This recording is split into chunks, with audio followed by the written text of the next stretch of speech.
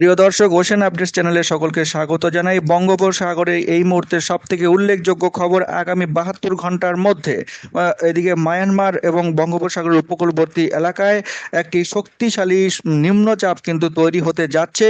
চীন সাগর থেকে আসা টাইফুনের যে মেঘমালার কারণে এই নিম্নচাপ কিন্তু তৈরি হতে পারে এবং এর প্রভাবে 22-23 তারিখে প্রবল ঝোড়ো হাওয়া বাংলাদেশের উপকূলবর্তী এলাকার ওপর দিয়ে বয়ে যেতে পারে এবং বিভিন্ন বিভাগে প্রবল থেকে প্রবলতর বৃষ্টিপাত হওয়ার সম্ভাবনা রয়েছে।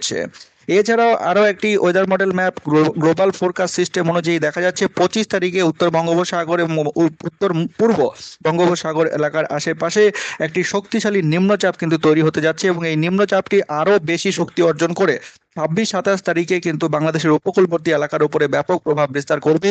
এর গতিপথ যদিও পশ্চিমবঙ্গের উপকূলবর্তী এলাকার দিকে, তবে এর যে বিস্তৃতি থাকবে তার প্রভাবে চট্টগ্রাম বিভাগ, খুলনা, বরিশাল, ঢাকা, রাজশাহী এবং রংপুর এই বিভাগগুলির উপর দিয়ে প্রবল ঝোড়ো হাওয়া এবং ঝড় বৃষ্টি অর্থাৎ সঙ্গে ভারী বৃষ্টি কিন্তু হওয়ার সম্ভাবনা থাকছে। তো দর্শক, এই ছিল একটি বিশেষ আপডেট। চ্যানেলের সঙ্গে থাকুন, চ্যানেলটিকে সাবস্ক্রাইব করে রেখে দিন প্রতিদিনের নিয়মিত এরকম সামুদ্রিক সতর্কতা সংক্রান্ত আপডেট পাওয়ার জন্য। অনেক ধন্যবাদ।